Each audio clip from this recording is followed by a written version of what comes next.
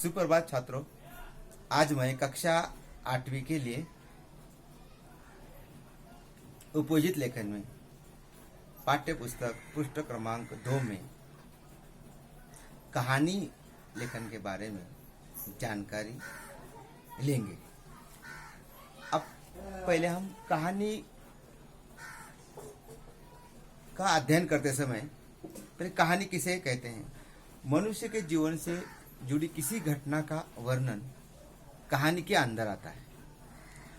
अब जो घटना भूतकाल में हो गई है, अभी कहानी लेखन करते समय हमें ध्यान देना जरूरी है।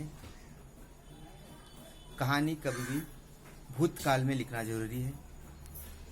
इसके बाद कहानी में भाषा सरल, मुहावरे का भी उपयोग करना चाहिए और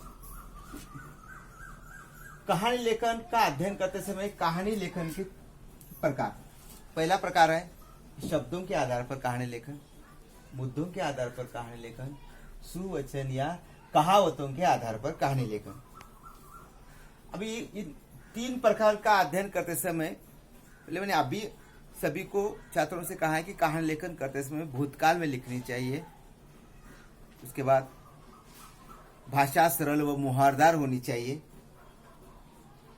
हर वाक्य पूर्ण क्रम से लिखना जरूरी है।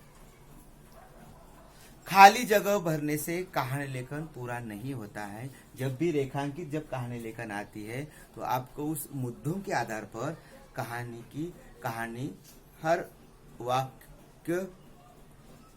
वाक्य का अभ्यास करके, मुद्दों का अभ्यास करके कहानी लेखन पूर्ण करना जरूरी है। अब सुवचन या कहावतों के आधार पर जब कहानी लिखते हैं, जो भी कहावत आती है उस कहावत को समझकर कहानी लिखना जरूरी है। परीक्षा में इन 3 प्रकार के कहानी लेखन के प्रकार है, उनमें से कौन सा भी ज्यादा तो मुद्दों के आधार पर भी आता है, शब्दों के आधार पर भी आता है और सुवचन या कहावतों के आधार पर भी आता है। आप में से ये तीनों प्रकार का अभ्यास करने के बाद हम एक एक का अध्ययन करेंगे।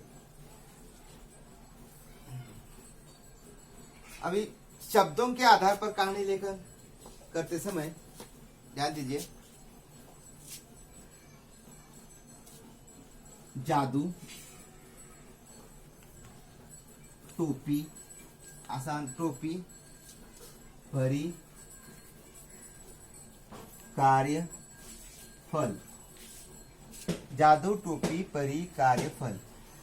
जब शब्द परीक्षा में ऐसे जादू हो, टोपी हो, परी हो, कार्य हो, फल, अब ये जब शब्द आते हैं कहानी में तो एक एक शब्द लेके आपको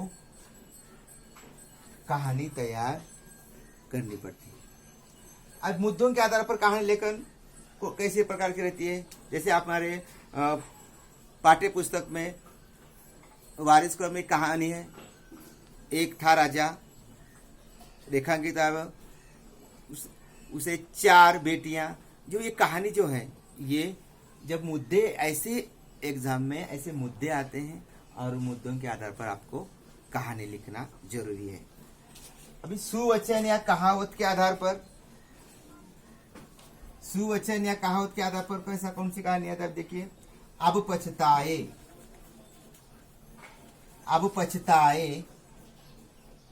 होत, अब पछताए होत, अब पछताए होत, क्या जब चिड़िया चुग गई खेत। चिड़िया चुग गई खेत। अब ये कहावत है कि अब पछताए हो क्या जब चिड़िया चुग गई खेत। जब हम इस कहावत का अर्थ ये होता है कि जब हमारे पास समय होता है, उस समय के अनुसार हमें आगे बढ़ना चाहिए। जब हमें अवसर मिलता है कि पढ़ाई करने का, हर साल बच्चे जब पढ़ाई करते हैं और जो अच्छी पढ़ाई करके आगे जाते हैं और जो पढ़ाई नहीं करते हैं वो बच्चे फेल हो जाते हैं, और फेल हो जाने के बाद भी वो सुधरते नहीं है, अभ्यास करते नहीं है, फिर उनको पछताना पड़ता है। जब उनकी कक्षा के बच्चे जब आगे जाते हैं, तब जब वक्त निकल कर जाता है तो उसके हाथ में कुछ भी नहीं होता है, खाली पछतावे के बिना कुछ भी हाथ में नहीं आता है। इस कहावत का अर्थ होता है।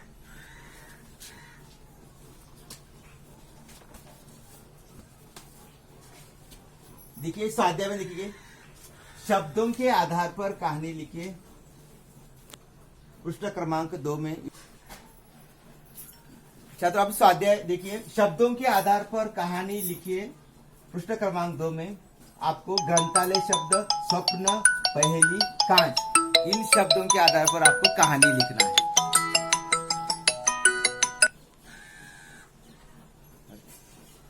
पीछे